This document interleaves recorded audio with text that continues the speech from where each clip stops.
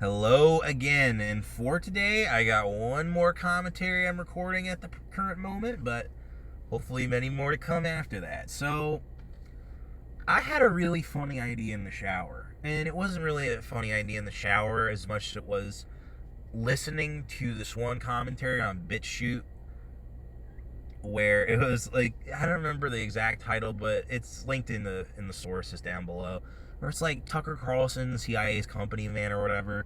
And, it goes into Tucker's history as, like, the son of the Voice of America founder, Dickhead Carlson. I don't remember what his dad's name is. And it goes through his upbringing and all the Jews he hung out with and stuff. And, like, this, that, the other on, the great Tucker Carlson. And it's like, okay. Tucker has been acting very different lately from the Tucker he used to be. Which led me to believe in a new and interesting theory that is the title of this video, A Tale of Two Tuckers. The first Tucker is CIA Fed Tucker.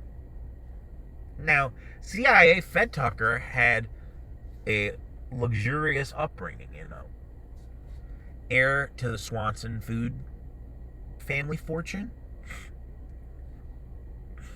His dad was active in the CIA and founder of Voice of America. So he got to wine and dine with all of Washington, D.C.'s elites and, grew up in sunny California. Turns out he's born in San Francisco. Well, imagine my shock. But yeah, he's one of those types, laid back California bro, who goes to D.C. and becomes a Politico and, works for fucking Irving Kristol's Weekly Standard and this, that, the other. And then, I'm on Crossfire and MSNBC, and then he became a Fox guy. And now, even though nepotism is not organic, I think his political trajectory of his conservatism kind of is, and it comes from a place that I also understand, because spoiler alert, I grew up in an upper middle class family. I have interacted with people much richer than myself.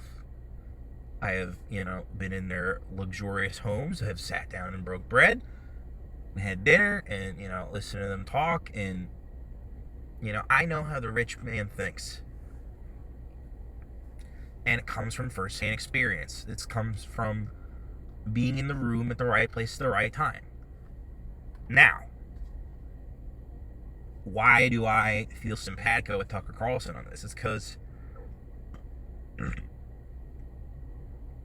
for years, I have witnessed rich people kind of, hem and haw and change this and change that, and like we should go to war here. So we should fight them over there, so we don't have to fight them over here. And espouse all of these like goofy talking points that no serious person really believes. And quite frankly, I understand Tucker's frustrations. I have watched a lot of these rich people say shit back political campaign people that I thought were just fucking clowns. Like that Jersey Jackoff was a fucking clown, and that's all I will say on that. And it's probably another fucking piece of the doxing puzzle of my commentaries. But yeah, so the CIA Fed Tucker is one Tucker. The other Tucker, the Tucker we're seeing right now on X most of the times, is remorseful, apologetic Tucker. And this is the Tucker who, says he's sorry about voting for, rah-rahing for the Iraq War. This is the same Tucker who has probably been fed info and now considers himself kind of a 9/11 skeptic, whereas CIA Fed Tucker denies all 9/11 illegitimacy, calls people monsters and shit like that. You can see the clip in that video. Remorseful apologetic Tucker was unceremoniously kicked out by Fox after, heaping spoonfuls of praise on the Murdochs, spoonfuls of praise on his co-hosts and co-workers and stuff. That CIA fed Tucker was a company stooge. Through and through. No matter what company he worked for, he never had shitty things to say about people. Until now, where he's like, not a fan of his former dinner party friends. Whereas he used to always find the good in people who I could consider, kind of two-faced, snakish, reprehensible scumbags. And CIA fed Tucker had a lot of pompous rich kid energy. When he put on that bow tie, it was kind of a statement bow tie. It was a statement to say, like, yeah, I'm better than you. I can rock the bow tie. And now he shed the regular tie at this point. And he's shedding that old skin to get more rugged, to get down into the nitty gritty. To seem more approachable than the guy who is the, son of the founder of Voice of America, and one of the heirs to the Swanson family fortune. So this is a big deal when I approach the subject of why I think there are these two Tuckers and like what is the animus behind one Tucker being different from the other. The real reason I think these two personalities have split off in Tucker's let's say mythos is primarily the fact that like me, like a lot of you, he watched the failures of globalism, libtardism, leftism on full display and was just like, oh, this is not good. We should do something about this. And all of his dinner party friends were like, oh, don't worry about it. It's not a big deal. It's nothing to worry about. Oh, yeah, fucking pedophiles in girls' bathrooms pretending to be trannies. Yeah, it's not a big deal. It's just such a fucking made-up story or whatever. And yeah, you can even hear with the fact that his snooty laugh is like a lot less polished, a lot less. And it's a lot more, jokery.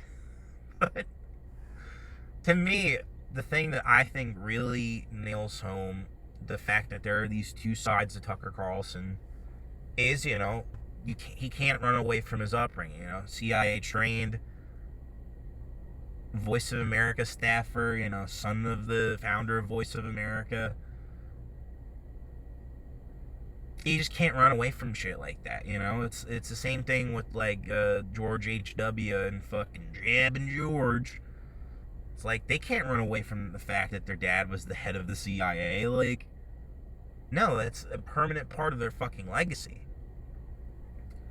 And so Tucker is now using all the resources he has accrued from being born into who he is to kind of shake up the system a little bit. It's not really anything that's going to change dramatically, but it's definitely shaking up the system. I mean, when he goes on X and he rakes in more views than all of the news programs put together,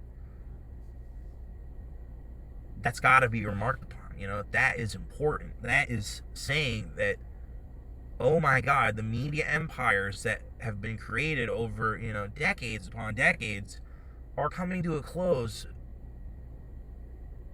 And it's all because of some guy who's in the system and was so unceremoniously fucking let go by said system that now all he has to do is put out like maybe a 20-minute video once every other week. And he's raking in more fucking views than they can average per month. That's disgustingly crazy. So there are a lot of people in my circles that tend to think that Tucker Carlson is a CIA agent. I don't doubt them, but I do think that, like Darth Vader, Tucker Carlson has an internal crisis. Do I re-pop up the system that has destroyed the lives of so many people? Do I re-prop up that system that has destroyed so much in this world? Or do I make something better? Do I save the world by making something better? And by admitting my faults and admitting that I am not the strongest around, I'm not the smartest, having a little bit of humility, as one of my friends likes to put it, humility. No, it's obviously humility, but just to have that sense of self-awareness is something that I think Tucker is internally grappling with right now. Even as he's like propping up people like Milley and favoring the Spanish right wing and this, that, the other. It's like, no, the dude is really trying to shed his former image of, I'm the son of a CIA stooge. And I think that's a good thing. I think we should applaud him for that, and we should celebrate it. And, his victories are our victories. But if he is, like, behind the scenes trying to fuck with Nick Fuentes with the CIA, like that one time he asked Michelle Malkin why she was hanging out with such a reprobate. Like, yeah, that shit's mad weird. So I genuinely think Tucker Carlson has an internal crisis going on. And in conclusion, I think he really needs to figure out what side of the coin he wants to land on, If he notices that the winds of change are blowing, how does he want to come out of that? Does he want to be another corporate stooge again? Does he want to go back to that? Or should he make something better, not for himself, not for his family, but for a lot of families, for a lot of people that need something different, that need the world to change so that their lives can actually be better? And so to Tucker Carlson, I say, look, lean into the remorseful, apologetic Tucker. Admit your faults. Stop working behind the scenes with the CIA to do this, that, the other with Nick Fuentes and other dissidents. Like, don't go after them because you think their views on Israel are reprehensible or whatever. Let them be, They're going to have their own rise, and if it comes into conflict with you, stop trying to act like a CIA stooge. Just get out of the way. And if you love Israel so much, why don't you go marry it? But yeah, so to Tucker Carlson, if you re-embrace CIA-fed Tucker, well then you better tread lightly because it will be your own undoing.